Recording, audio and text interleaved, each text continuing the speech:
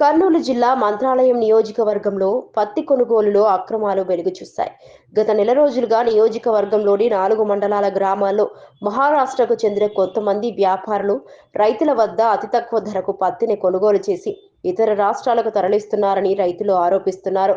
ప్రతిరోజు 4 లారీల మేర పత్తిని బయట రాష్ట్రాలకు సరఫరా చేస్తున్నారని తెలిపారు.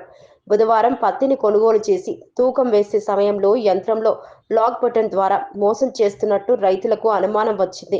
60 కేజీలు ఉన్న పత్తి నుంచి సంచి తూకంలో 50 కేజీలుగా చూపించడంతో రైతులు వ్యాపారిని ప్రశ్నించారు.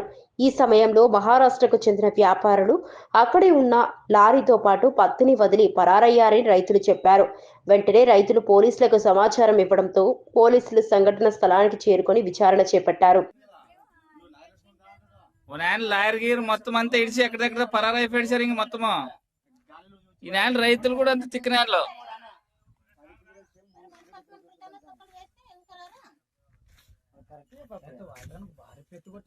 ఈడుంటా కదా లాక్కిది మరి ఊరుకుంది కానీ వాళ్ళు గట్టేయలేదా పెద్దలాంటి వాళ్ళు లాక్ ఆడబడితే అంత ఈ గ్యాప్ వచ్చే కదా ఇటు వస్తుంది. ఆ గ్యాప్ వస్తే పట్టుకుంటది గట్టిగా.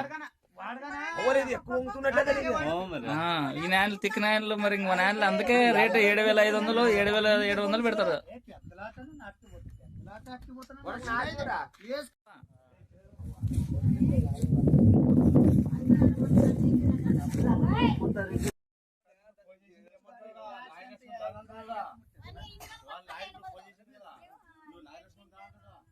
లాయర్ గీర్ మొత్తం అంతా ఇడిచి ఎక్కడెక్కడ పరారైపోయాడు సార్. ఇంక మొత్తము ఈ నేల రైతులు కూడా అంత తిక్కు నేలలో